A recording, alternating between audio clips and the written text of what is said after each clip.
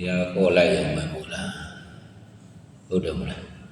တွေ့သူတရားတောင်းနေပါလေပါမနေပါဘူးနော်ဒီနေ့သာသနာတော်နှစ်2569ဘောဇာတက္ကရာ1389နောက်တစ်ခုလာပြည့်ကျော်73ရက်တင်းကျင်မကြလို့ဒီနေ့14ရက်4လ2026အင်္ဂါနေ့ညချမ်းခါကာလသမယမှာနေပြည်တော်ပြင်မနာမြို့သန္တာရမဣလရှင်စာသင်တိုက်ကြီးမှာခါရွန်းကာလသမယ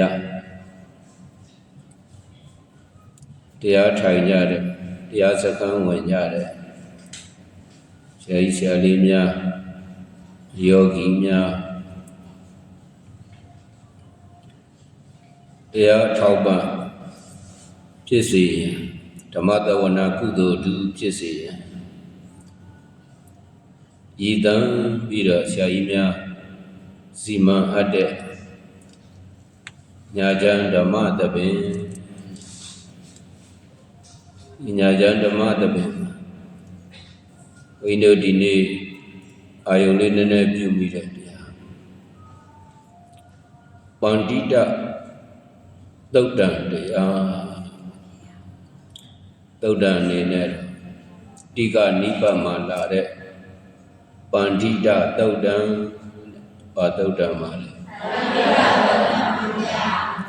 ပန္တိတသုတ်တံအဲ့တော့ဒီသုတ်တံနေရာလာတဲ့အကြောင်းအရာလေးနည်းနည်းပြောပြီးတော့ကိုတရားတိုင်းတရားမှတ်တဲ့အခါကျတော့လည်းပဲထောက်ပံ့နေထိုင်လျောက်ဖြစ်အောင်အားပေးတဲ့သဘောချီးမြှောက်တဲ့သဘောရတရားဒေသနာမဟောကြားခင်မြတ်စွာဘုရားရှင်ကိုရောမြတ်ကြီးနမောတတ္တမဟာပဏာမဘုရားရှိခိုးရှိတယ်အလုံးပေါင်းပြီးတော့ရှိခိုးလိုက်ကြရအောင်သုံးခေါက်ဆိုကြရအောင်နမောတတ္တဘဂဝါအရဟံသမ္မာသမ္ဗုဒ္ဓတ္တနမောတတ္တဘဂဝါအရဟံသမ္မာသမ္ဗုဒ္ဓတ္တနမောတတ္တဘဂဝါ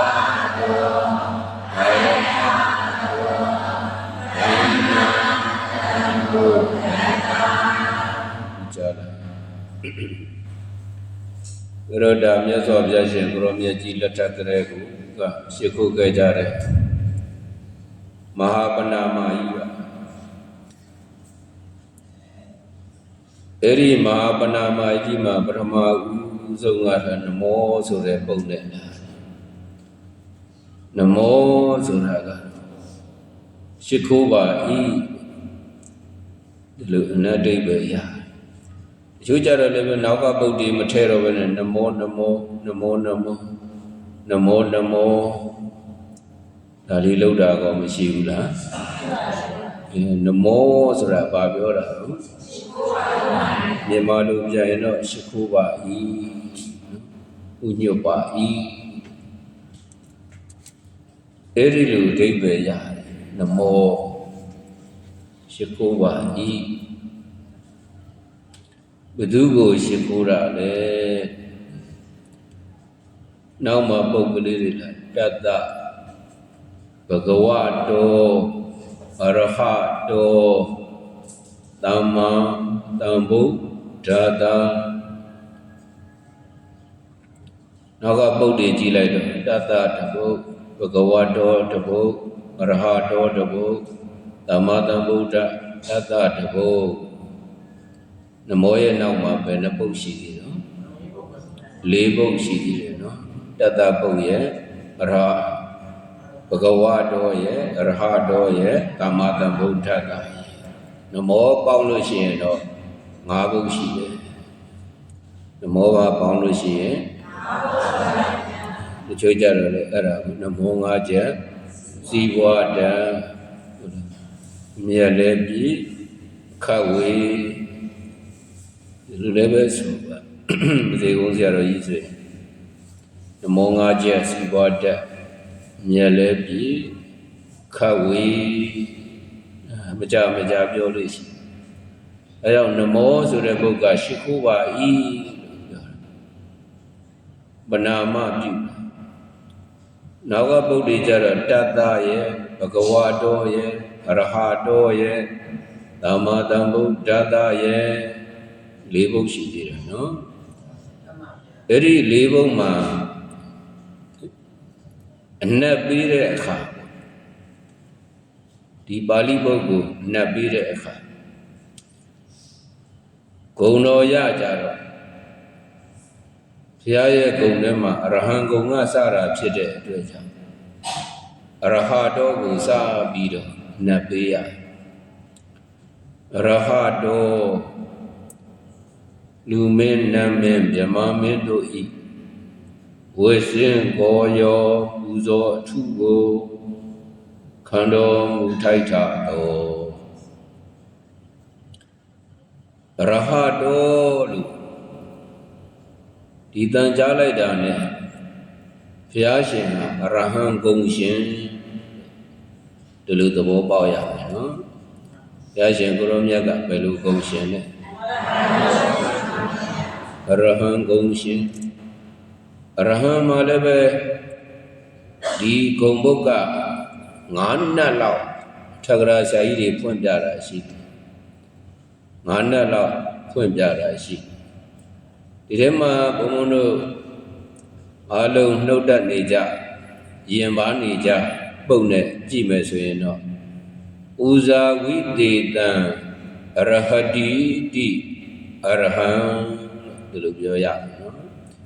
ဥဇာဝိတေတံပူဇော်အထူးကိုအရဟတိခံတော်မူထိုက်၏ဣတိတသမထိုကြောင့်အရဟံအရဟမြည်တော်မူ၏ပူဇော်ထူးကိုခံတော်မူထိုက်သော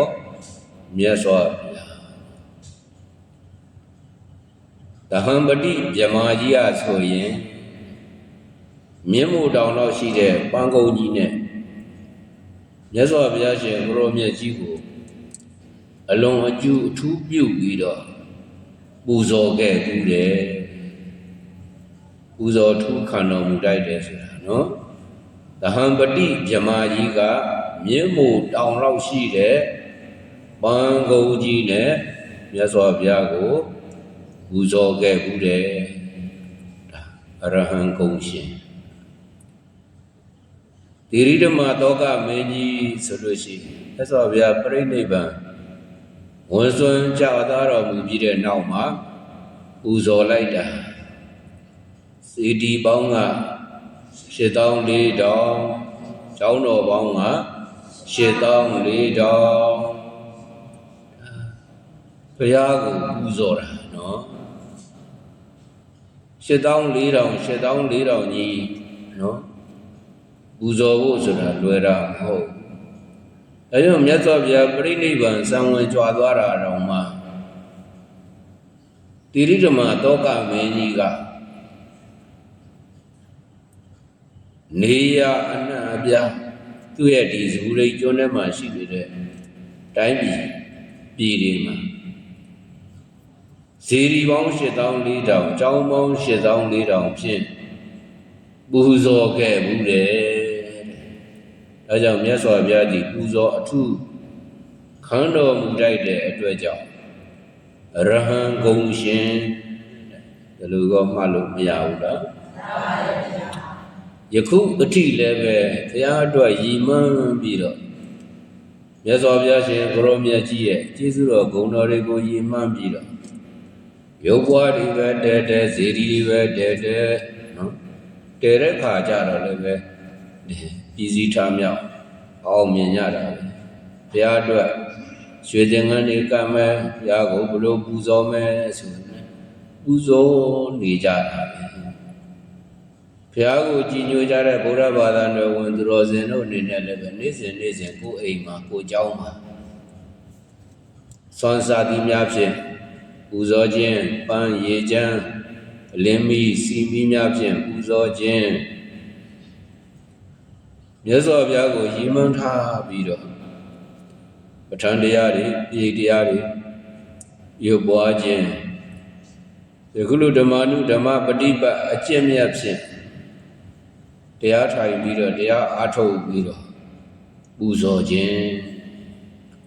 ဒါပူဇော်နေတာပဲပူဇော်နေတဲ့အတွက်ကြောင့်ပူဇော်အထုကိုမြတ်စွာဘုရားပြိဋိဘံစံဝင်ကြွားသွားပြီးတဲ့နောက်ဒီခုနှစ်ပေါင်း2569ခုနှစ်တိုင်ပူဇော်တွေမပြတ်ရှိနေသေးတယ်ဒီလိုပြောတာနော်အဲ့ဒါဒီပြင်လည်းဘာခုံနဲ့တော့အရဟံကိုအရဟတော်ပဲနော်အဲကြောင့်အရဟတော်လူမင်းနတ်မင်းမြမမင်းတို့ဤဝေစင်ကိုရောပူဇော်အထူးကိုခံတော်မူထိုက်ထတော်လူမင်းတွေကလည်းပဲခုနကပြောခဲ့ပြီနော်ပြာတတော်ထေရှားရှိစဉ်တုန်းကလည်းပဲဒေရဏီကောသလမင်းကြီးဘေဝိတရမင်းကြီးဘုရားပူဇော်ခဲ့ကြတယ်ဘုရားပြိဋိဘံစံပြီးတဲ့နောက်မှာလည်းပဲဒီရမသောကမင်းကြီးတို့ဘိန်းတို့မြန်မာနိုင်ငံမှာကျတော့နောရမင်းကြီးတို့မင်းတို့မင်းကြီးလူမင်းတွေအားလုံးပူဇော်ပြီးတော့နေကြနတ်မင်းတွေတရားမင်းတို့ဆိုလို့ရှိရင်လည်းပဲမြတ်စွာဘုရားကိုပူဇော်ကြတာခုနကဗြဟ္မာမင်းသဟံပတိဗြဟ္မာမင်းကြီးလည်းပဲမြတ်စွာဘုရားကိုပူဇော်ကြတာပဲဒါဆိုလို့ရှိရင်မြတ်စွာဘုရားရဲ့ဂုဏ်တော်ကိုအာယုံလေးပြုမယ်ဆိုရင်ပူဇာဝိတေတံအရဟတိတိအရဟံအယလူမင်းနတ်မင်းဗြဟ္မာမင်းတို့ဤဝေစင်ကိုရောပူဇော်ထူးကိုခံတော်မူထိုက်သောအရဟံဂုဏ်ရှင်မြတ်စွာဘုရားမောတတတွေကနေမှဒီဂုဏ်ထုတ်ပြီးတာအရဟံဂုဏ်တော်ကြီးထုတ်ပြီးတော့ပူဇော်လို့မရဘူးလားအဲဆိုရင်ပူဇော်လိုက်ရအောင်ဟုတ်လားအရဟံလူမင်းနတ်မင်းဗြဟ္မာမင်းတို့ဤဝေစင်ကိုယောပူဇော်အထူးကိုခံတော်မူထိုက်သောမြတ်စွာဘုရားရဟန်းကုန်းထုံလိုက်တာပွားလိုက်တာဒီလိုပြောတာနော်အရဟတော်ပြီးတဲ့အခါကျတော့နောက်ကသမ္မာသမ္ဗုဒ္ဓတာဒီလိုနော်သမ္မာသမ္ဗုဒ္ဓတာသမ္မာသမ္ဗုဒ္ဓောသမ္မာသမ္ဗုဒ္ဓတာကတော့နမောရှိနေတော့နမောယောဂဒီသွားပိစသုတ်ခယတံပရံဝိပတ်နဲ့ထားရတာစရုပ်ထိဝိပတ်နဲ့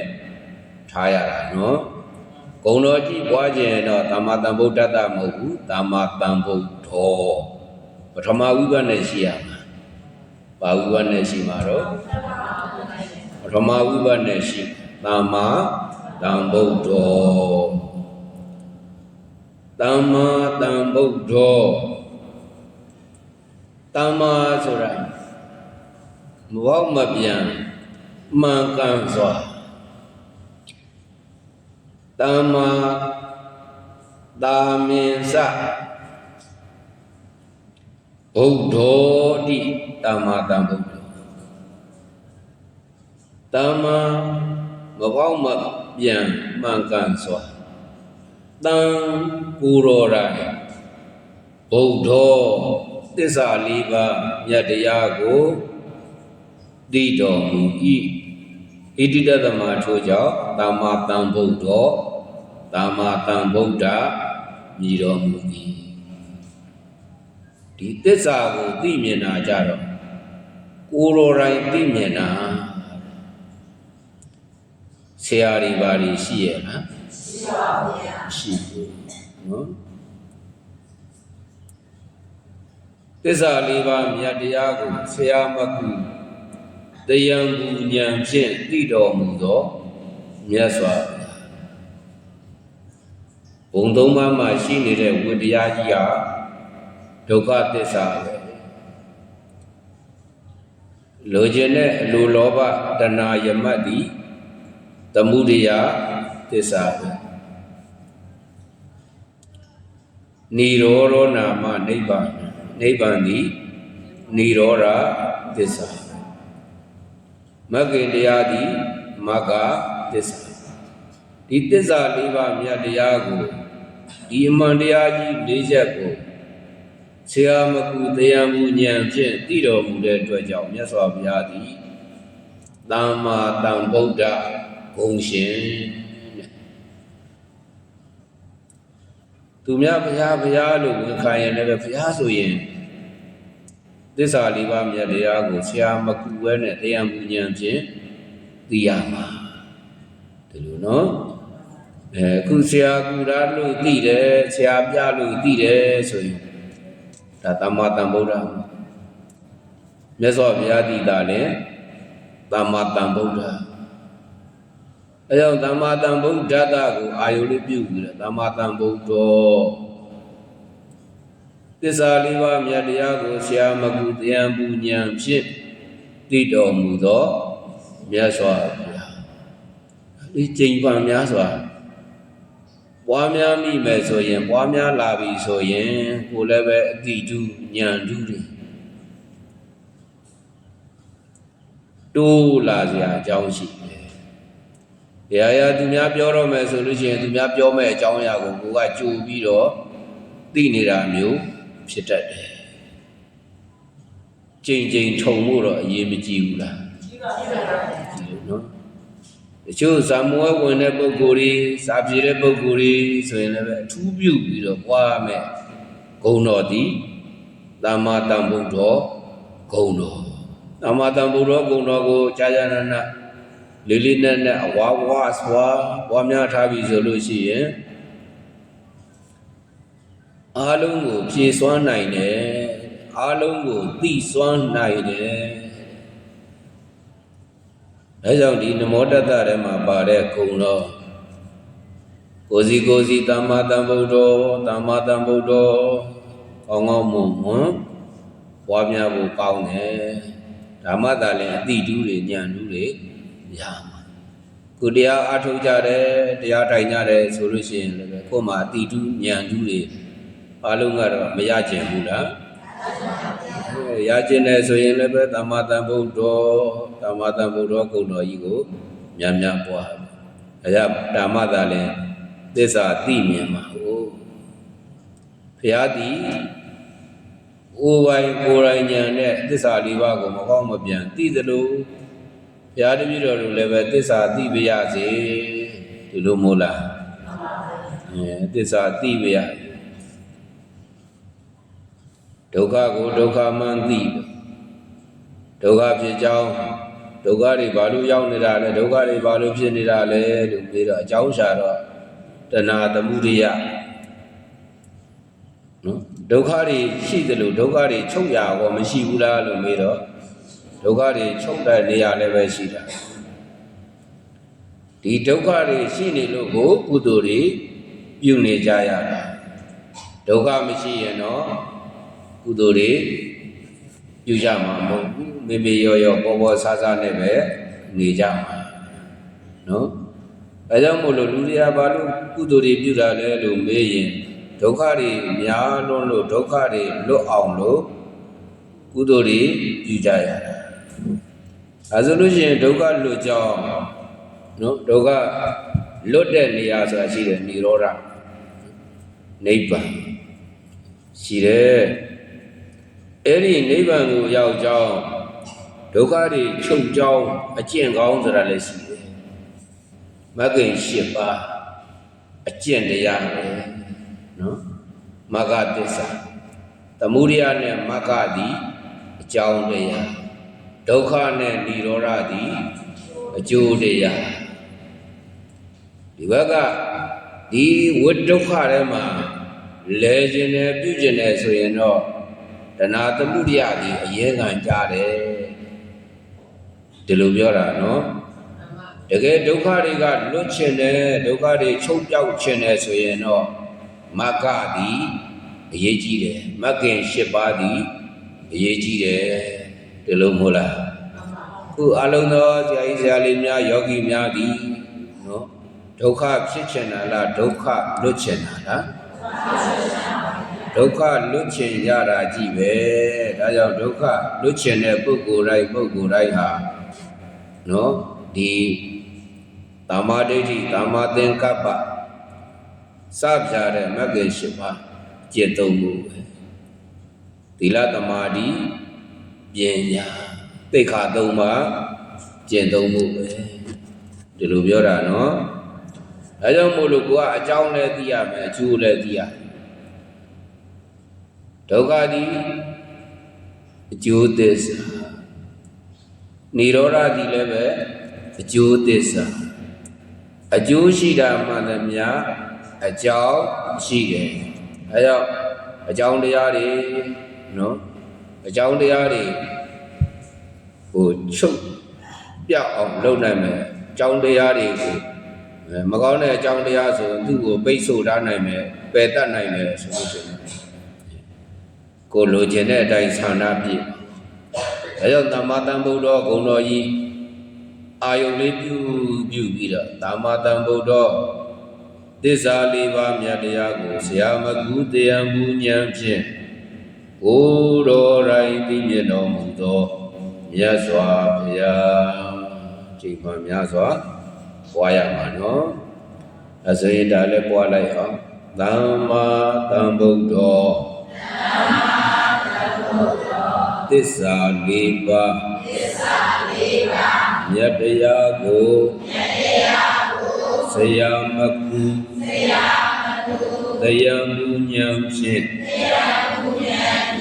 ကိုယ်တော်တိုင်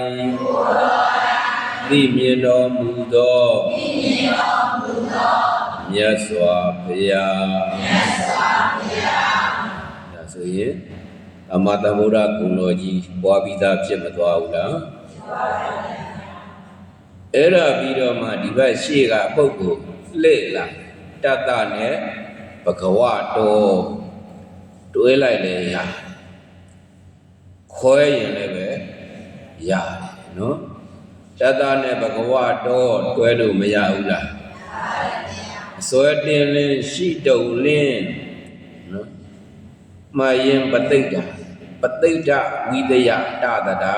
လို့ဒီလိုသုံးလို့လည်းရအောင်တတ္တဘဂဝတောနည်းနည်းလေးပို့ပြီးတော့ကြည်ညိုလို့ရအောင်ခွဲကြည့်လိုက်တတ္တကိုတတ္တထားလိုက်နော်ဘဂဝတောဆိုလို့ရှိရင်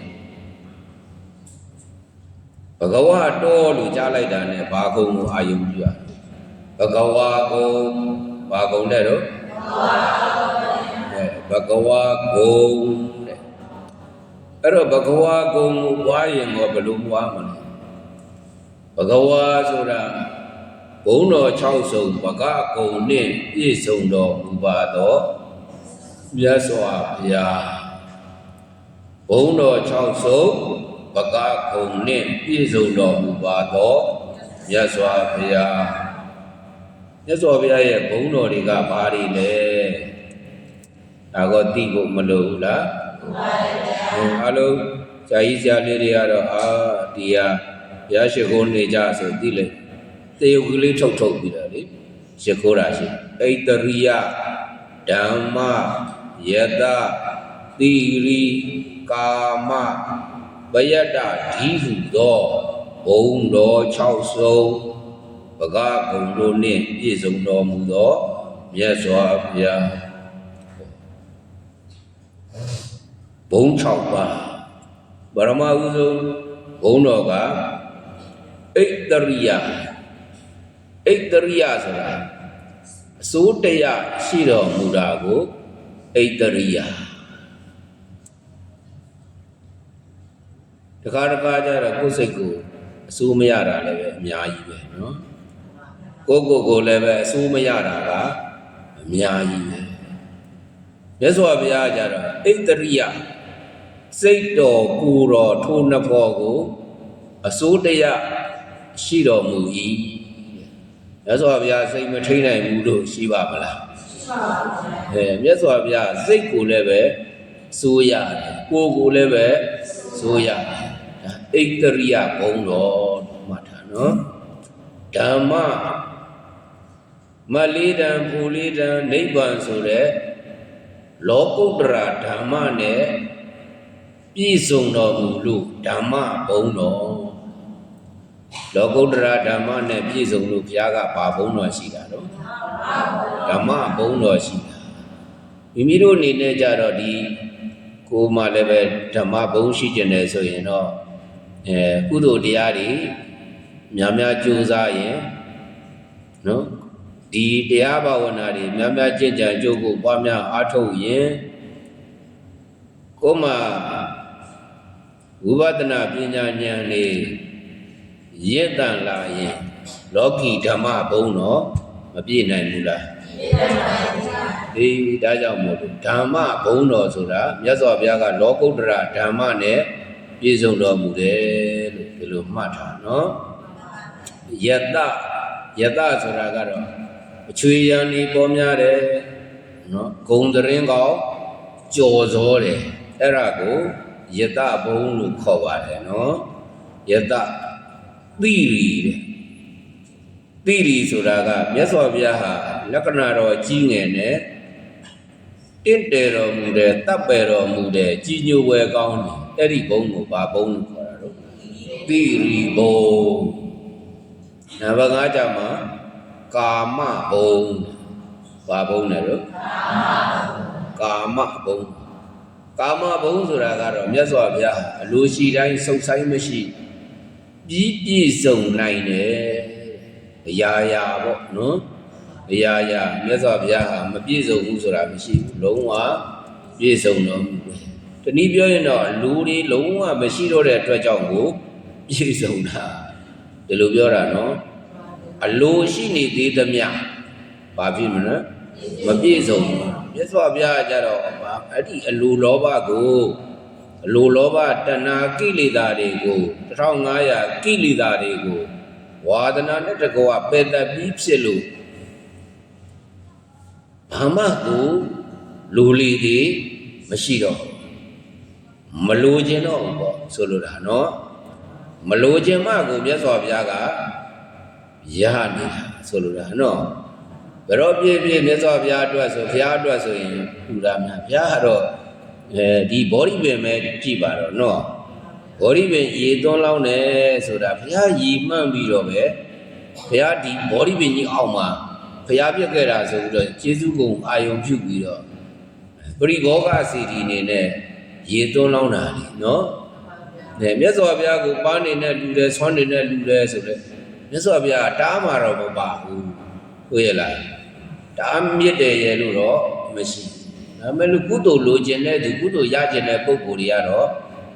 လူနေတန်းနေပူဇော်နေကြတာပဲဒီလိုပြောတာနော်ကာမဘုံဆိုတာဘုရားကအလိုရှိလို့မဟုတ်နော်သူကသူအလိုကိုပြည့်နေတာအလိုကိုပြည့်နေတာဒီကာမဘုံပဲဒီလိုမှတ်တာနော်ဒါကြောင့်မို့ကိုယ်စိတ်ထဲမှာအရာရာပေါ့ဘာပဲဖြစ်ဖြစ်လိုချင်စိတ်ရှိလို့ရှင်အားကြီးလို့ရှင်မရတဲ့မလိုချင်မှရတာတဲ့ဒီကာမနဲ့ပတ်သက်ပြီးတော့မှတ်တာနော်နောက်ဆုံးဘုံကြမှာပယတ္တာဒီလိုနော်ပါဠိလိုပါတယ်နော်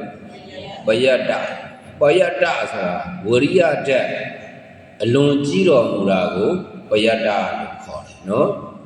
ဝရိယဓာတ်အလွန်ကြီးတာဘုရားလောက်ဝရိယကြီးတာမရှိဘုရားဖြစ်အောင်ကြိုးစားခဲ့တာကဘလောက်ကြာတာလဲ4 သင်္ချေနဲ့ကဘာတသိ အဲ့တို့ကျတော့ဒီနေ့တော့ဝိရိယရှိရင်ရှိမှာနောက်နေ့ကျတော့ရှိကြမှာရှိတာဟုတ်လားဘုရားကြတော့နော်သူမိတာဘဝကနေပြီးတော့ဟိုမှာဒီပင်္ဂရာမြတ်စွာဘုရားကနိယတဗျာတိပြေးလိုက်တဲ့ခြေကအစပြီးတော့မနှက်ပြန်ပဲဘုရားဖြစ်တော့မဲ့ပုံဒီဇိုင်းမှန်အားထုတ်လာတာကြိုးစားလာတာဝိရိယဓာတ်ကြီးကတော်တော်ကြီးခဲ့တာသူလိုကိုလိုနေလို့ရှိရင်တော့ဘုရားဖြစ်ပါမလားဖြစ်ပါပါဘုရားဒါကြောင့်မလို့ဘုရားရဲ့ဝိရိယဓာတ်ဒီလေးသင်ချေနဲ့ကဘာတသိဒီလောက်ကြာအောင်တော့မှအာမထုတ်ခဲ့ဘူးလား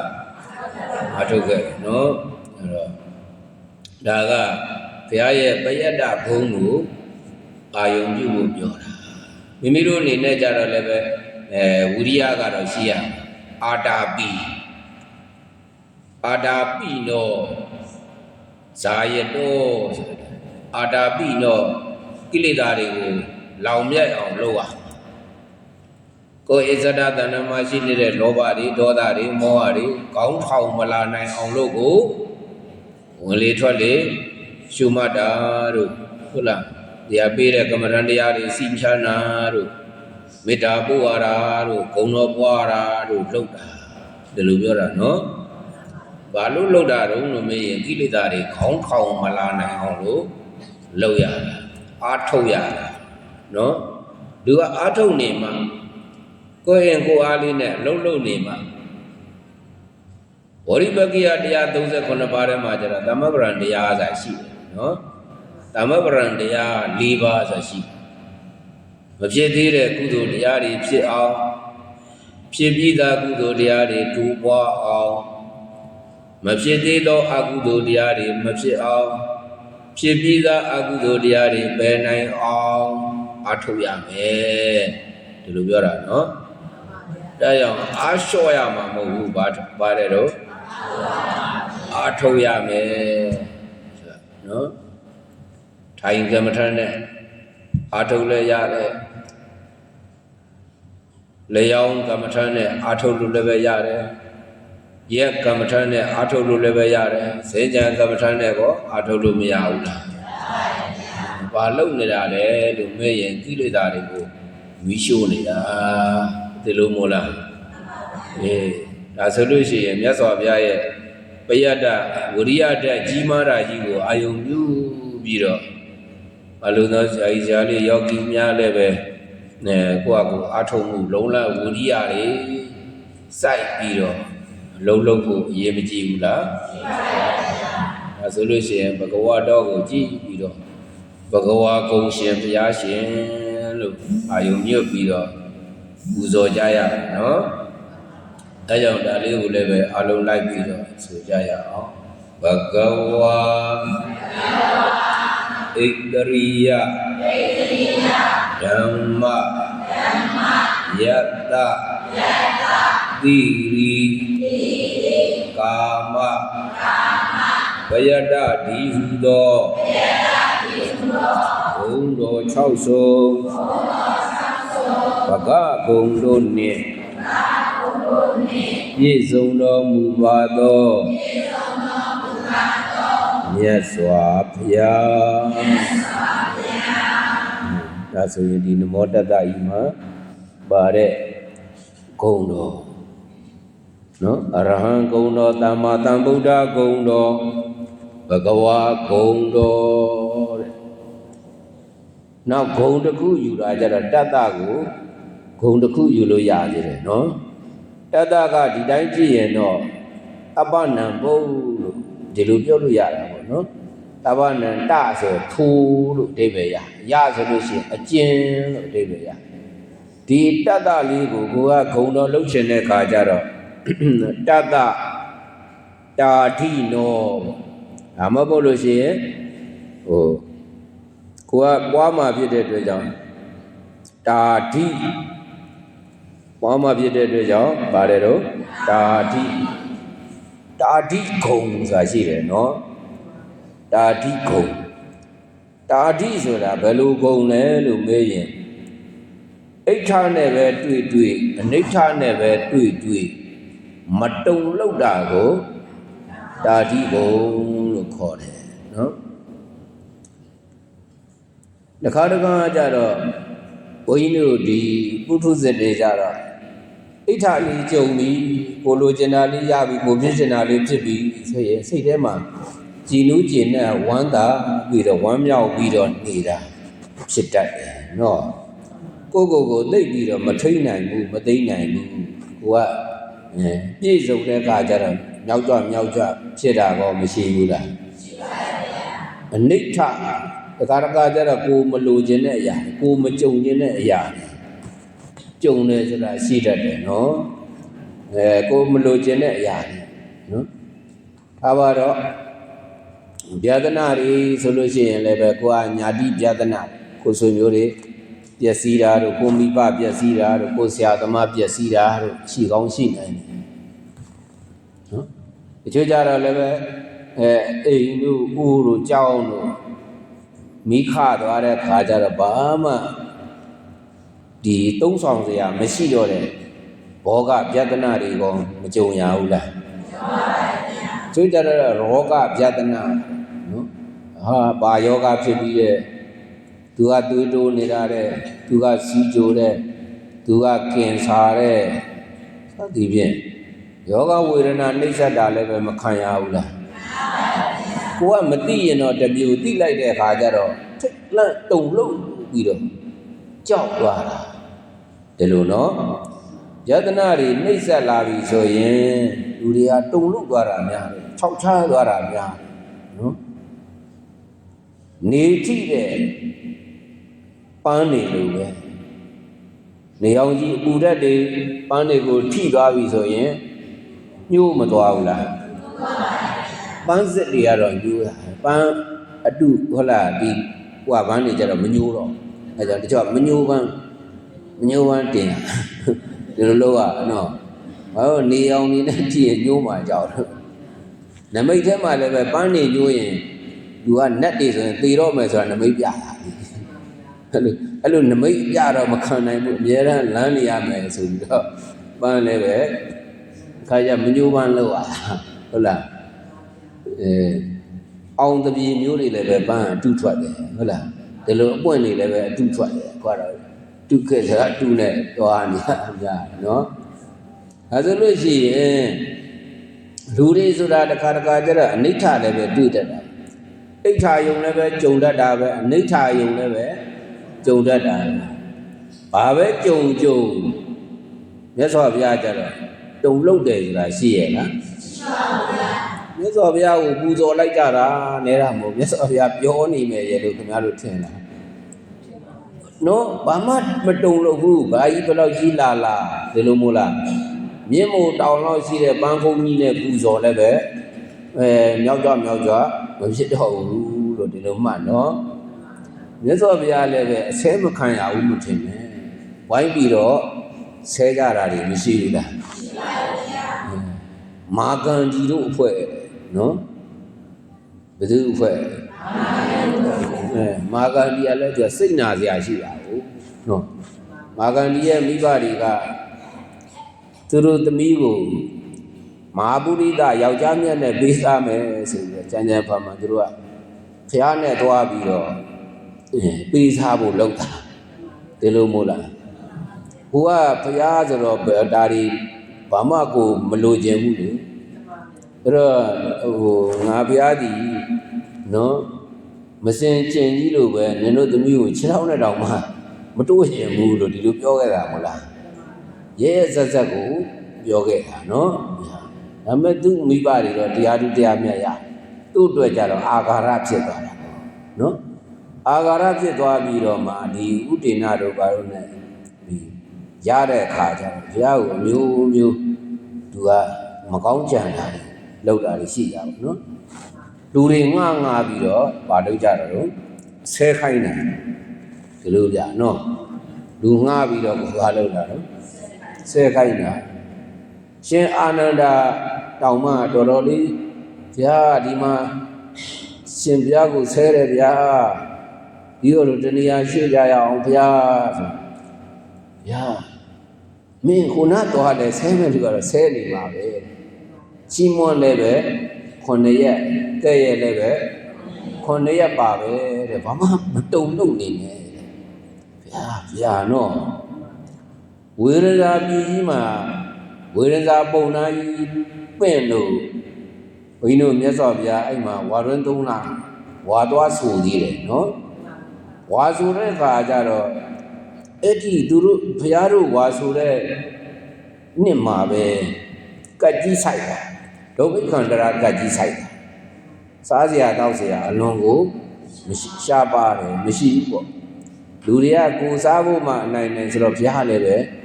ကောင်းကောင်းမလုပ်ဘူးဒီပင့်တဲ့ပုံနာကြီးကလည်းမေ့နေတာဟုတ်လားကိုကပင့်ပြီးတော့ကိုကဆုံးကုန်းဝေယဝိဇ္ဇာလောက်ရမှာမလုပ်ဘူးမလုပ်တော့ဘယ်လိုဖြစ်တုံးဆိုတော့ဒီဆုံးခံစားကြရဆုံးရလည်းဘယ်ကလောင်းလုံးဆိုတော့မြင်းသမားတွေကလောင်းတာဘာတွေကိုလောင်းတယ်လဲလို့မေးမြင်းစာတွေလောင်းတာဘာစာတွေလောင်းတာတော့မြင်းကျွေးဖို့လုပ်တဲ့မူရောစပါးတွေပဲအဲဆိုတော့ဒီကဲလို့ပေါ်ဆန်းမွေးလို့ဘာလို့ဟုတ်နိုင်မှာနော်ဒုက္ခလည်းမဟုတ်ဘူးနော်အဲ့ဒီခုစားလို့ကောင်းတဲ့ဟာတွေလည်းအေးအားပိတာတို့လည်းမဟုတ်နော်တော်တော်ကြီးကိုကြမ်းတဲ့မြင်းစာအဲ့ဒီမြင်းစာတွေရတော့အဲ့ဒါကိုပဲရှင်အာနန္ဒာကဆုံထဲမှာဖောင်းပြီးတော့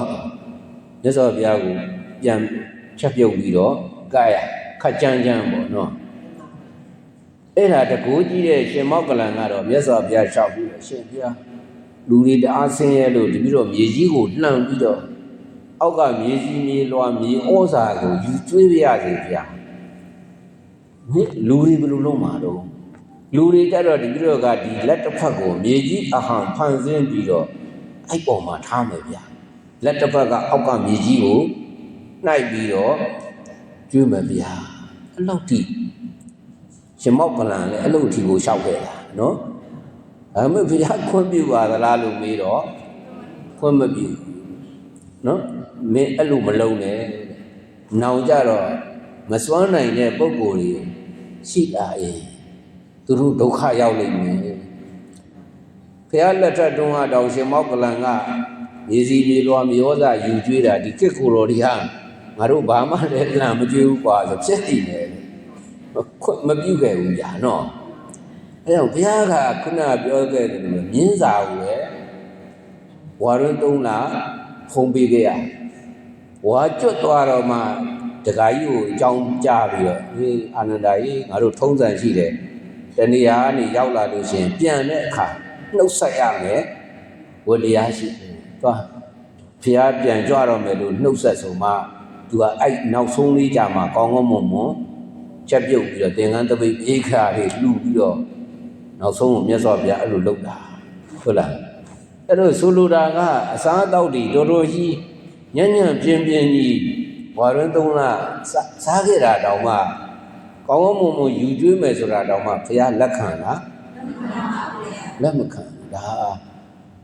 တော်တော်ကိုဒီခံနိုင်တယ်ပေါ့ဟုတ်လားအဲ့ဒီဂုံကိုတာတိဂုံလို့မှတ်ရမယ်နော်တာတိဣဋ္ဌာနိဋ္ဌာစသည်အပြာအာယုံများကြောင့်လှုပ်ရှားမယိုင်ကြောက်မှန်းတိုင်းကဲ့သို့မြဲမြံခိုင်ကံဒီတန်ခြင်းရှိတော်မူသောမြတ်စွာဘုရားဒီလိုလေးအာယုံပြုပြီးတော့ပွားလို့မရဘူးလားအဆိုသေးရှိအဲ့ဒါလေးပွားလိုက်အောင်တာ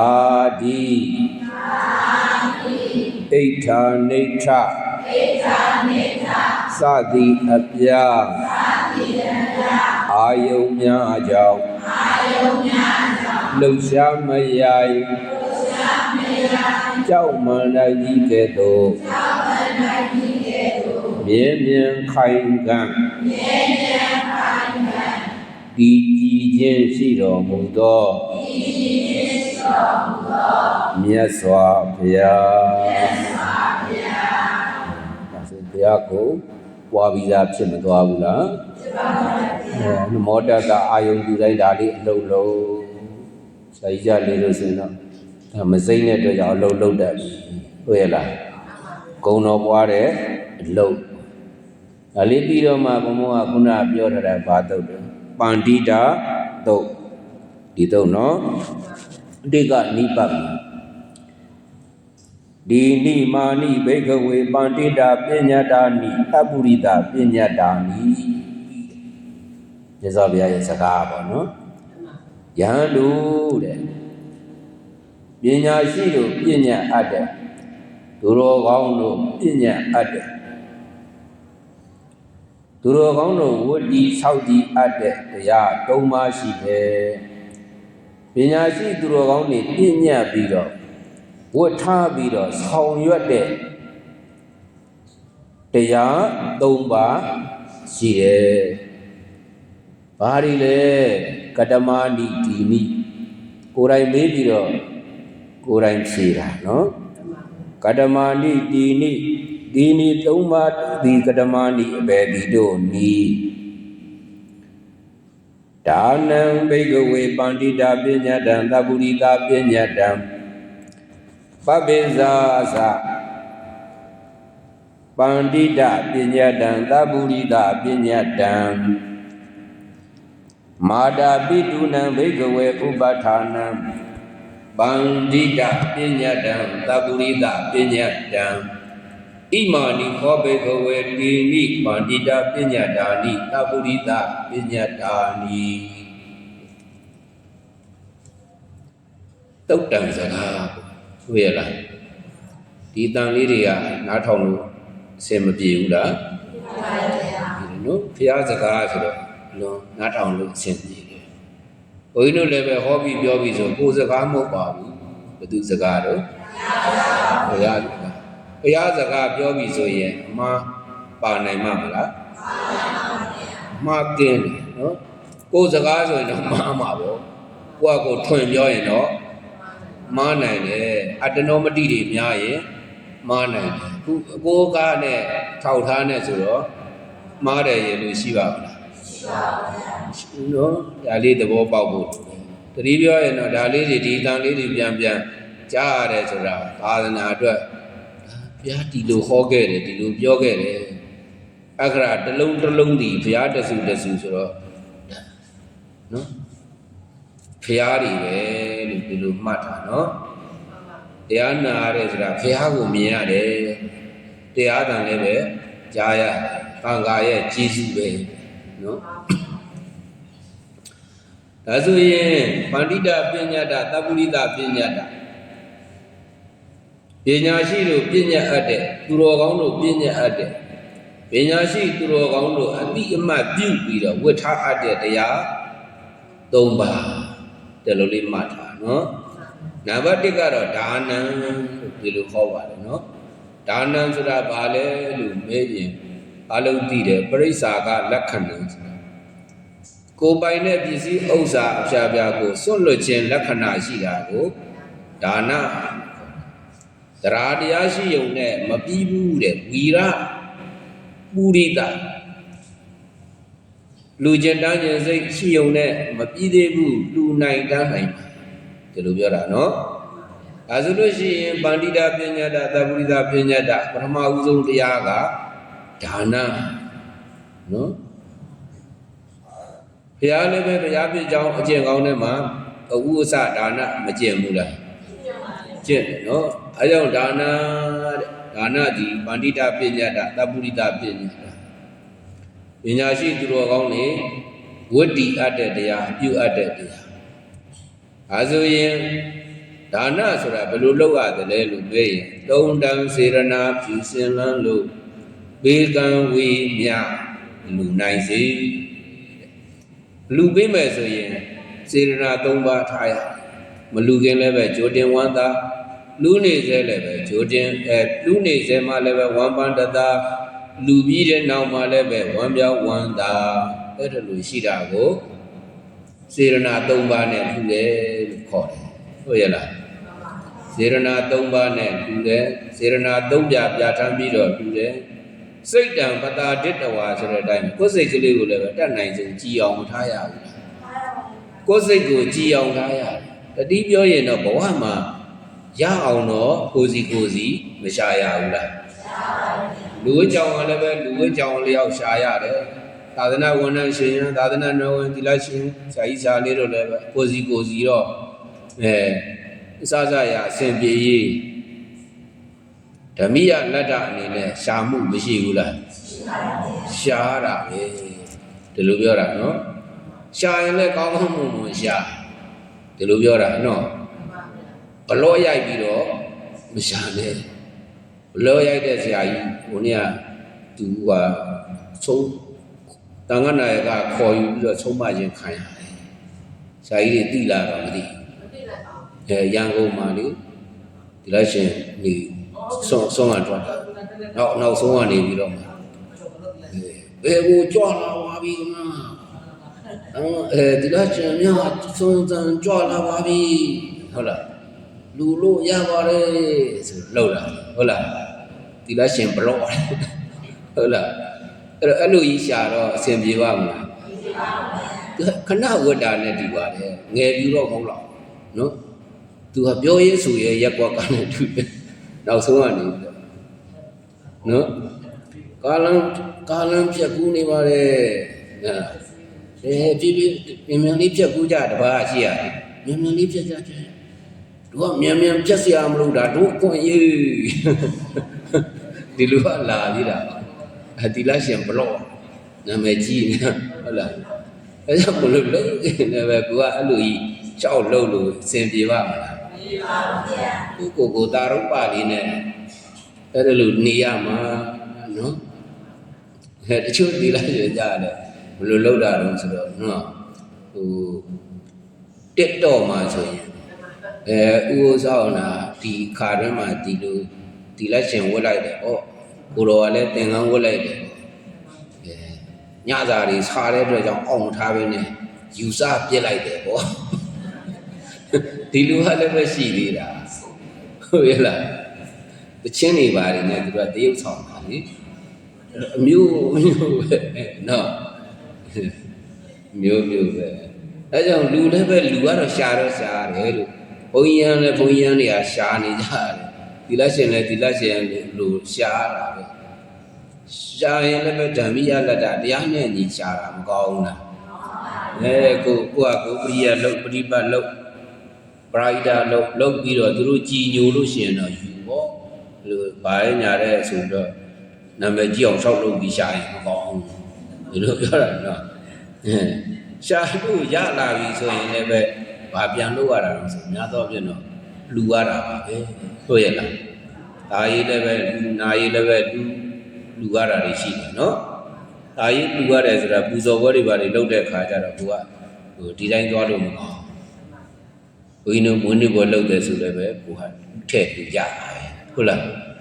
ဒါရေးလည်းပဲလူရနာရေးကျတော့ဤတွေစံတော်မူတဲ့အခါပြန်တော်မူတဲ့အခါကျတော့လည်းပဲ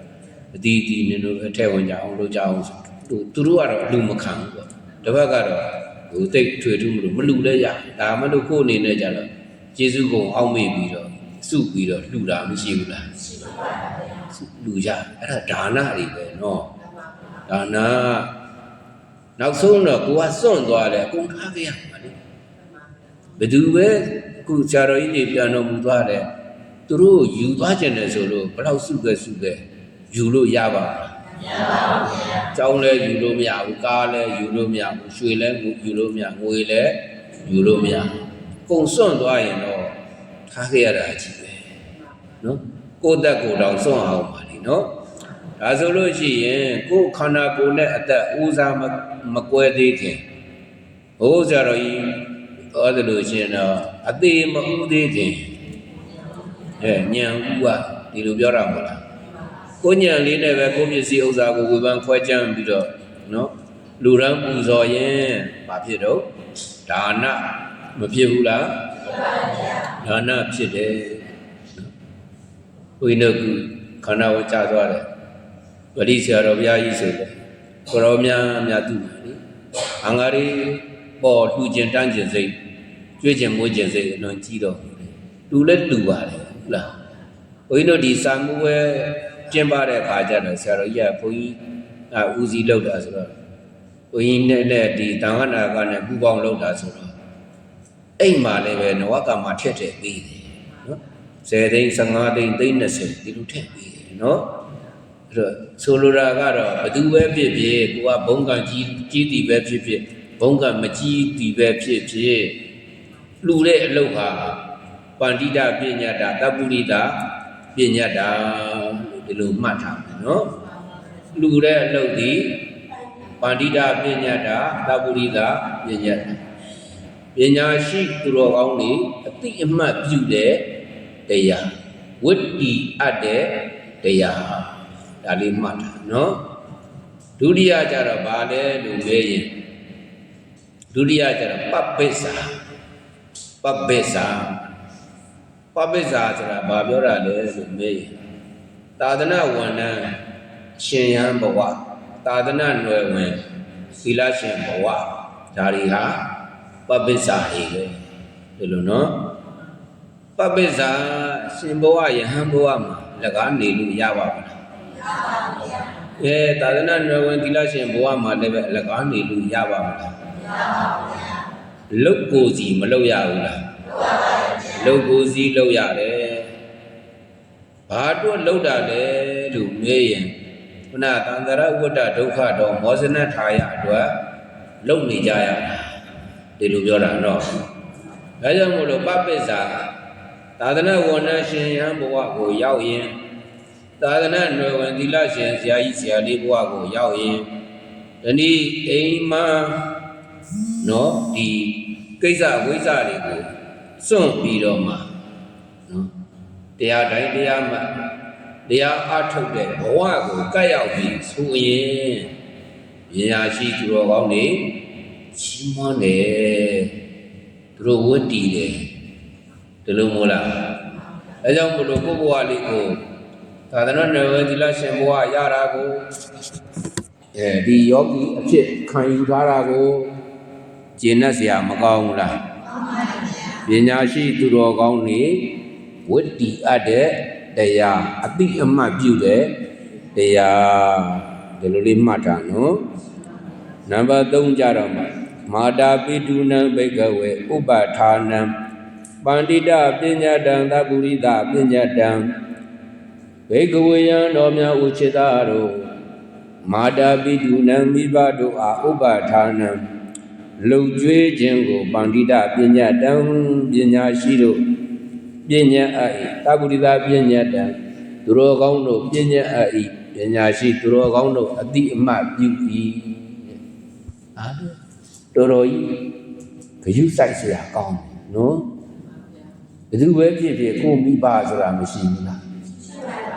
ကိုမိဘဆိုတာရှိတယ်နော်ကိုမိဘဆိုတာတကယ်တမ်းကျတော့ကိုကိုဝိထုတ်ပေးထားတာလူလောကကြီးကိုရောက်အောင်ဥဆောင်ပေးတာလားသူတို့မလိုချင်ဖြတ်ချပြစ်လိုက်လို့မရဘူးလားရသူတို့မကြွေးမွေးချင်ရင်ဒါကိုပြစ်ထားလိုက်လို့ရတာပဲဒီခေတ်မှာတော့တော်တော်များများတချို့လည်းပဲပြစ်ထားလိုက်တာရှိတယ်ဟုတ်လားဘယ်သူတို့ရသွားတော့ဆိုတော့ခိုင်နှင်းဝေတို့ရဟုတ်လားခိုင်နှင်းဝေစီရောက်ပေါ်တာများတယ်နော်ဆိုလိုတာကကျတို့ကခိုင်နှင်းဝေစီမရောက်ဘူးကြာကြီးကြာလေးတွေရောခိုင်နှင်းဝေစီရောက်တယ်မရောက်ကိုမိဘတွေကကိုကိုပြည့်စုံတာကျွေးမွေးတာစောင့်ရှောက်တာဒီလိုမို့လားအရွယ်လေးရောက်လာလို့သာနဲ့ထားပါတော့12နှစ်သမီး12နှစ်သားအရွယ်ရောက်ကြပြီဆိုရင်ဒီပေါင်မှာသာသနာဝင်တဲ့ကိုဝင်ပြီးတော့ထားကြတယ်တနည်းပြောရင်တော့ဒီဘက်ကျတော့ဖျားကျွေးပြီးပေါ့သာသနာပေါင်ထဲမှာရှင်ဖြစ်ရဟန်းဖြစ်ရောက်တယ်သာသနာတော်သီလရှင်ဘုရားရောက်တယ်ဆိုရင်တော့မိဘတွေကသိပြီးတော့သူတို့အနေနဲ့မကျွေးမွေးရဘူးဖျားကျွေးတယ်ပေါ့အများကျွေးတယ်ပေါ့ဖျားကျေးဇူးနဲ့ကိုကနေရာကောင်းကောင်းနေရတယ်စားစရာကောင်းကောင်းစားရတယ်ကျမ်းမာရေးအတွက်လည်းထိုင်လျောက်အဆင်ပြေတယ်ထားပါတော့နော်အရင်ကကတော့ကိုမိဘဘယ်သူပဲဖြစ်ဖြစ်သာသမီမှန်သမျှကြီးမိဘရှိကြစမြဲပဲ ဒီလိုနော်ဒါဆိုရင်ကိုမိဘတွေနော်ဒီဘဝမှာတေချာပေါက်တာငါအဖေပဲငါအမေပဲလို့သိနေပြီဆိုလို့ရှိရင်ဒီမိဘတွေကိုပြစ်ပယ်ထားလို့အဆင်ပြေပါမလားအဆင်ပြေပါဗျာမိဘတို့အားပြစ်ပယ်ထားလာပြတ်နေတာဝတ္တလတုံမှလာတယ်နော်မိဘတွေပြစ်ပယ်ထားရင်ပျက်စီးမှာတဲ့မိဘတွေပြစ်ပယ်ထားတဲ့ပုဂ္ဂိုလ်ကဝတ္တလလူယုံမှာတဲ့ဒီလိုပြောတာဟုတ်လားဒါဆိုရင်ကိုမိဘတွေတရှိထင်ရှားရှိသေးတယ်ဆိုလို့ရှိရင်သူတို့ကိုတရှိထင်ရှားရှိတဲ့အတွက်ကြောင့်ဒီမိဘတွေကိုကိုပေးရခမ်းရကျွေးရမွေးရစောင့်ရှောက်ရမယ်ဝတ္တရားတာဝန်တွေမရှိဘူးလားရှိတယ်နော်ကိုပေးနိုင်ကမ်းနိုင်ကြည်နိုင်ရှုနိုင်ဆိုရင်ပေးကမ်းတာကောင်းသူတို့စိတ်ချမ်းသာအောင်လေးပျော်ပျော်ရွှင်ရွှင်လေးဖြစ်အောင်လုပ်ပေးတာကောင်းတယ်ဒီနည်းပြောရင်တော့သူတို့ကုသိုလ်ရအောင်လုပ်ပေးတာကောင်းတယ်ကုသိုလ်စိတ်ကလေးတွေပေါ်အောင်ပေါ့နော်ဒါဆိုလို့ရှိရင်မိဘတွေကိုကောင်းကောင်းမွန်မွန်ပြုစုလုပ်ကျွေးလို့ရှိရင်ပန္တိတာပညာတာတပုရိသပညာတာသူတော်ကောင်းတွေအတိအမှတ်ပြုတယ်တဲ့ဒီလိုပြောတာနော်အဲဆိုလို့ရှိရင်မြတ်စွာဘုရားမိန့်ကြားတဲ့ပန္တိတာတုတ်ကပန္တိတာပညာတာတပုရိသပညာတရားသည်၃ပါးရှိတယ်လို့ဒီလိုလေးမှတ်လိုက်နော်ဒါနရဲ့ပပိစ္ဆာရဲ့မာတာပိတုဥပဋ္ဌာဏံရဲ့ဒီလိုမှတ်တာနော်ဒါနဆိုတာအလူဒါနပြုတာပပိစ္ဆာဆိုတာသာသနာပေါင်းမှာဝင်ရောက်ပြီးတော့သာသနာဝင်ထမ်းကြတာသာသနာအလုပ်ကိုလုပ်ကြတာမာတာပိတုဥပဋ္ဌာဏံဆိုတာလူပဲဖြစ်ဖြစ်ရှင်ယဟန်ပဲဖြစ်ဖြစ်သာသနာတော်ဝင်သီလရှင်ပဲဖြစ်ဖြစ်မြည်သူမဆိုးဒီလိုနော်ဘုရားကိုမိပါဆိုရင်တော့ပြုစုပါလှုပ်ကျွေးပါစောင့်ရှောက်ပါဒီလိုပြောတာလေနော်မိဘတွေနဲ့ပတ်သက်ပြီးဘုရားကဲ့ရဲ့တဲ့ရှုပ်ကြတယ်ဆိုတာမရှိဘူးလူတွေရတာကဲ့ရတာဒီကူတော်ကလူတွေကိုလှုပ်ကျွေးနေတာလို့သွားပြီးတော့လူချင်းကြကဲ့ရည်ဘုန်းကြီးအနေလည်းပဲကိုမိဘပေးတာကိုဒီဘက်ကိုတော့မပြောဘူးတစ်ဖက်ကိုကြတော့သူတို့ကဘုန်းကြီးရှိနေလို့စားရတာပါလို့မျိုးပြောတာလည်းရှိတယ်ဆရာကြီးပေးလို့စားရတာပါလူကကြတစ်မျိုးလူကကဲ့ရခြင်းနဲ့ဘုရားတော့မကဲ့ရဲ့ဘူးဘသူကဲ့ရဲ့ဘုရားမကဲ့ရဲ့အောင်နေဘုရားလှုပ်ကျွေးတယ်ဆိုရင်ဒါချီးမွမ်းတာများတယ်နော်ဒါမဲ့လို့ဟိုဒဇိန်ပေါ့နော်ဆွေမျိုးမတော်ရင်တော့ပေးတာကမ်းတာမကြိုက်ဘူးဟုတ်လားဟိုသာသနာဝန်ထမ်းရှင်ဟန်ဘဝကိုပြောတာနော်လူချင်းကတော့ကျွေးတာမွေးတာလုပ်တာဟိုတချို့အရာကြတော့အကျိုးလိုညောင်ရည်လောင်းတယ်ဖြစ်မှာဆိုလို့ဘုရားအလုံးမခံနော်ဒါဆိုရင်သဘောပေါက်ပါပြီနော်ပန္တိတာပညာတာတပုရိသပညာတာတရား၃ပါးလို့ဒီလိုလေးမှတ်ထားလိုက်တော့အဆင်မပြေဘူးလားပြေပါဘူးပြေသွားပြီသုတ်တန်တရားပြေသွားပြီတဲ့သုတ်တန်တရားပြေပြီးတဲ့နောက်မှာဘုန်းကြီးတို့ကမ္ဘာပိုင်းလေးနည်းနည်းလောက်ကလေးပြောလိုက်မယ်နော်ကမ္ဘာကတော့ဒီမှာလဲဆရာတော်ဦးဇင်းလေးကကမ္မထန်တရားတွေပြနေတယ်ဟိုတရားပြတယ်ဆိုတော့ဘုဂုတ်နီးတွေနဲ့ပြတာဆိုတော့နားလေသဘောပေါက်ကြလိမ့်မယ်ထွေထူးအများကြီးတော့ဘုံကပြောစရာမရှိဘူးเนาะအဲ့တော့ဘုန်းကြီးတို့ဒီကိုလည်းပဲကမ္မထန်တရားနဲ့စောင့်ရှောက်ရမယ်တစပင်စာကမ္မထန်နဲ့လည်းစောင့်ရှောက်လို့ရเนาะတစပင်စာကမ္မထန်တစဆိုတာအရေးအစားအရေးနဲ့ဆုံးတာပြောတာနော်တစပင်စကမ္မထန်ဆိုတာအရေးနဲ့ဆုံးတာစတာကတော့ဘယ်အစားသဘင်ကစကေတာလောမနခာဒန္တာတဆောဘယ်နှမျိုးပါလဲ၅မျိုးဒါကြောင့်သူ့ကိုတစနဲ့ဆုံးတာမို့လို့တစပင်စကမ္မထန်စပင်စကမ္မထန်အဲ့ဒါလေးဘယ်လိုပွားသလဲအလုံးလုံးမြတ်ပြီးတော့လိုက်ဆိုကြည့်ကြငါဤကိုမှနတ်တာမွေးကြိုင် ရေခိုင်လာစွာ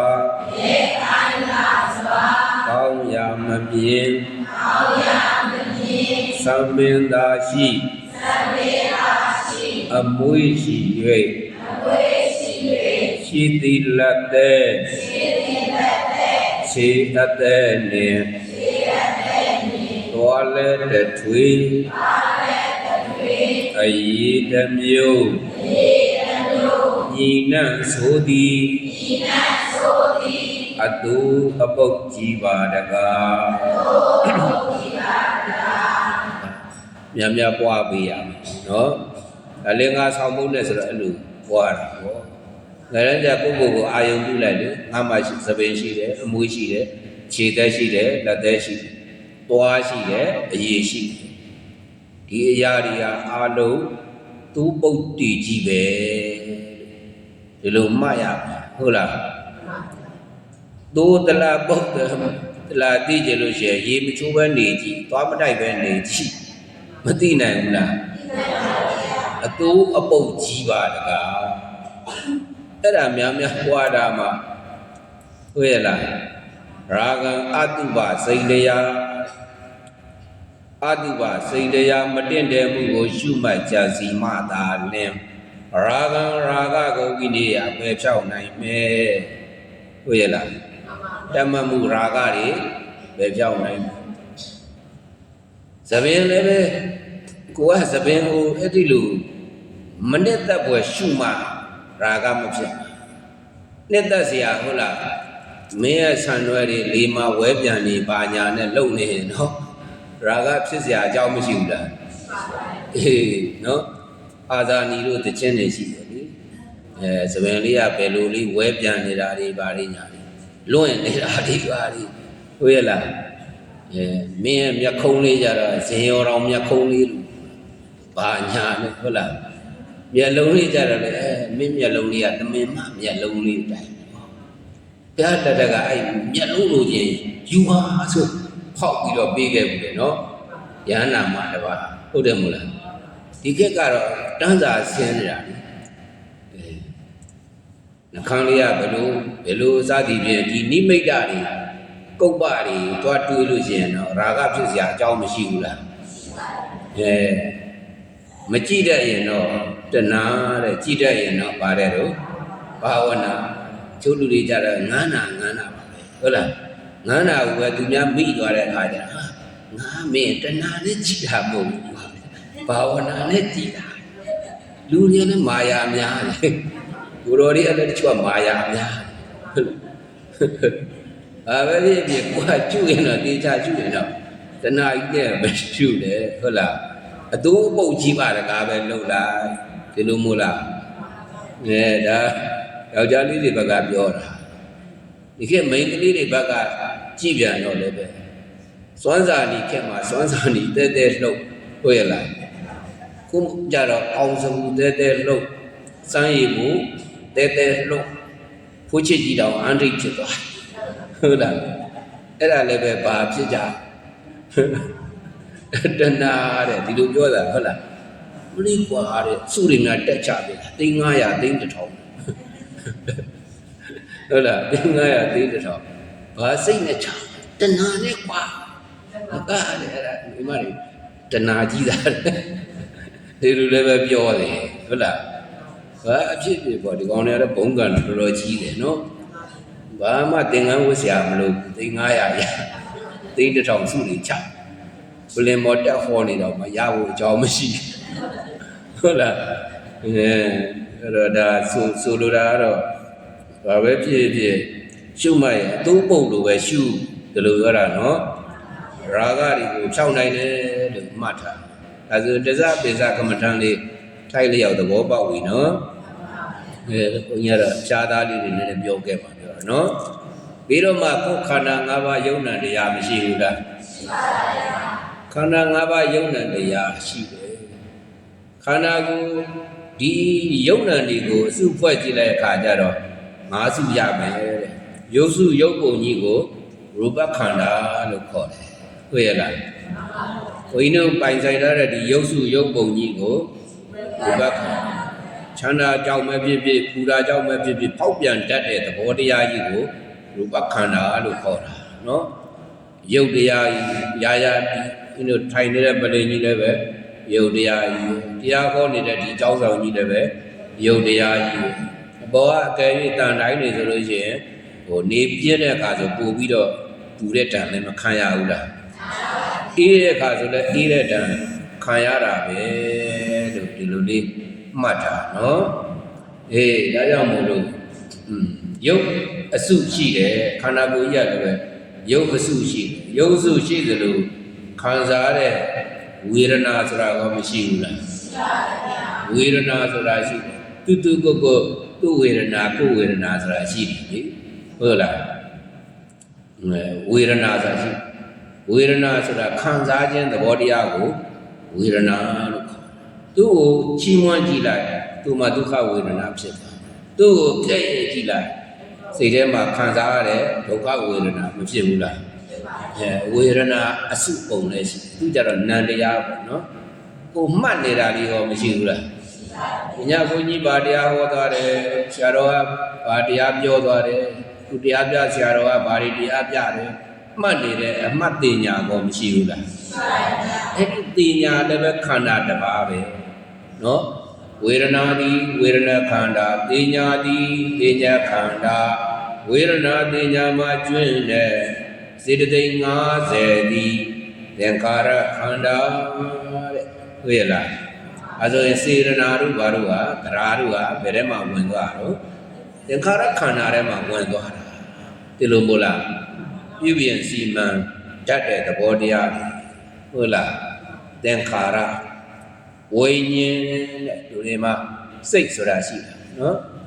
စိတ်89ပါအဲ့ဒါကိုအစိတ်တစ်ခုရော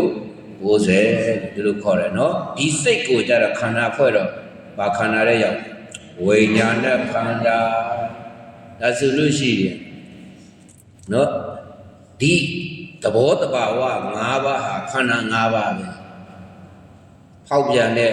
သဘောတဘာဝခံစားတဲ့သဘောတဘာဝမှတ်သားတဲ့သဘောတဘာဝပြုပြင်တဲ့သဘောတဘာဝသိနေတဲ့သဘောတဘာဝစိတ်ကသိတာနော်သူစိတ်ကသိတယ်ဒီလိုပြောတာနော်စိတ်ကလူမသိဘူးမစိတ်ကသိတယ်တယောက်နဲ့တယောက်အခြေအနေကိုလည်းပဲစိတ်နဲ့မှန်းဆလို့မရဘူးလားစိတ်နဲ့သိရတာတွေရှိတယ်နော်သူဝမ်းသာသွားတယ်သူဝမ်းနည်းသွားတယ်သူခံစားသွားတယ်သူမျက်နှာသွားပြတ်သွားတယ်မပြတ်ဘူးဒါတွေကစိတ်နဲ့သိနေကြတာဟုတ်ရဲ့လားငါဒီလိုပြောလိုက်ရင်တော့သူခံစားသွားမှာစိတ်နဲ့သိနေကြစိတ်ဆိုတာရှိနော်မနောပုပ္ပင်္ဂမပေါ့ဗျာမနောပုပ္ပင်္ဂမစိတ်ဟာရှေ့သွားကောင်းဆောင်ရှိတယ်နော်ဆိုတော်ထဲမှာမနောဆိုတာမရှိဘူးလားမနောလို့မဲ့ထားတဲ့အတွက်ကြောင့်သူဘယ်ကနေရောက်ရှေ့ရရောက်ဆိုတဲ့နေရာဟုတ်လားမနောပုပ္ပင်္ဂမစိတ်ကရှေ့သွားကောင်းဆောင်ရှိတယ်မနောကြီးရှေ့ရောက်တယ်ထိတ်တန်းရောက်သွားတယ်ဆိုတာမနောလို့မဲ့ထားသူ့နာမည်တတ်တတ်ရှိပါတယ်နုပညာနာမည်မနောတယ်ဒီလိုနော်အဲဆိုလို့ချင်းစိတ်ဆိုတာလည်းပဲရှိစိတ်ကဘယ်လိုသဘောလဲလို့မြင်သိတဲ့သဘောကိုစိတ်ဒီလိုမို့လားအဲ့တော့ငါနဲ့သဘောနဲ့ကွဲဖို့လိုတယ်အောက်ပြန်ရင်လည်းပဲငါဖောက်ပြန်နေတာမဟုတ်ဘူးယုတ်ကဖောက်ပြန်နေတာခံစားရင်လည်းပဲငါခံစားနေတာမဟုတ်ဘူးဝေဒနာကခံစားတာဟုတ်ရဲ့လားအဲ့တော့ခန္ဓာရဲ့သဘောတဘာဝလေးကိုကသိဖို့သိပြီးရင်လည်းပဲဉာဏ်တင်တဲ့အခါကျတော့ခန္ဓာအနိစ္စခန္ဓာဒုက္ခခန္ဓာအနတ္တခန္ဓာအခုသမျှဟာအနိစ္စဒုက္ခအနတ္တယုတ်ကလည်းပဲအနိစ္စဒုက္ခအနတ္တပဲဝေဒနာလည်းပဲအနိစ္စဒုက္ခအနတ္တပဲတင်ညာလည်းပဲအနိစ္စဒုက္ခအနတ္တပဲဒီလိုပြောတာဗျာဟုတ်ရဲ့လားဒါကြောင့်ဒါလေးတွေကဒီသုဒ္ဓမယဉာဏ်အနေနဲ့သိပြီးရင်နောက်ကဒီပြဉာဏ်တွေကိုဆက်ရမှာဒီလိုပြောတာနော်အဲကြောင့်ဒီဟာဘုရားသုဒ္ဓမယဉာဏ်လေးဖြစ်အောင်ပြောပြတာဒါလေးတွေဆိုကြည့်ကြရအောင်လိုက်ဆိုကြပေါက်ပြန်ခံစားမတ္တပြုပြင်သိဝိညာဉ်မ ငါအင်ခန္ဓာကိုယ်အောက်ပြန်သောငါမရှိပါယုတ်တာအောက်ပြန်သည်ခံစားသောငါမရှိပါဝေဒနာခံစားသည်မတ္တသောငါမရှိပါတေညာတုမှတ်သည်ပြုပြင်သောငါမရှိပါသင်္ခါတုပြုသည်တိတ္တသောငါမရှိပါဝိညာဉ်တုတိတိခန္ဓာအနိစ္စခန္ဓာဒုက္ခခန္ဓာအနတ္တခန္ဓာဟူသမျှအနိစ္စဒုက္ခအနတ္တဒါဆိုရင်ဒီညဒီပန္တိတသုတ်တံနာလို့ကြားလို့ကြည်ညိုလို့ပြီးပါပြီဒီကုက္ကပအဆုံးသတ်ကြရအောင်ဟုတ်ကလားဟောချိန်ပြောချိန်လဲတနာရီ16မိနစ်ခန့်ရှိဖြစ်တဲ့အတွက်ကြောင့်မြတ်နဲ့ကျင့်တတ်ပါလို့ဘုရားအိစိတံကာရာဖြင့်ဒီကုက္ကပအဆုံးသတ်ပါမယ်နော်အိစိတံပါတိတံဒုံရှံခိပ္ပမေဝသမိဇတုသဗ္ဗေပုရိတုသင်္ကပ္ပသံတောပန္နရတောယထာဒုံရှံတုံမကံတင်သူတော်ကောင်းပေါင်းတို့၏အိစိတံအလိုရှိအပ်သောပါတိတံတောင်းတအပ်သောဝရံကောင်းမြတ်သည့်သုရုစုမြတ်မာနမြသည်ခိပ္ပမေဝလင်းလင်းမြန်မြန်စောစောလင်းလင်းသမိဇတုပြေဆုံးပါစေတည်းသဗ္ဗေခသိမ့်ကုန်သောသင်္ကပ္ပကောင်းမြတ်သည့်အကျံအစီအလီလီအဝဝမာနမြတို့သည်သံတော်ပန္နရတောယထာ15ရက်တွင်ပေါ်ထွန်းသည့်လပြည့်ဝင်းကြီးပမာဘူရင်တုအတိအတိကိုစီကိုငါဤပြည့်စုံနိုင်ကြပါစေကုန်တည်း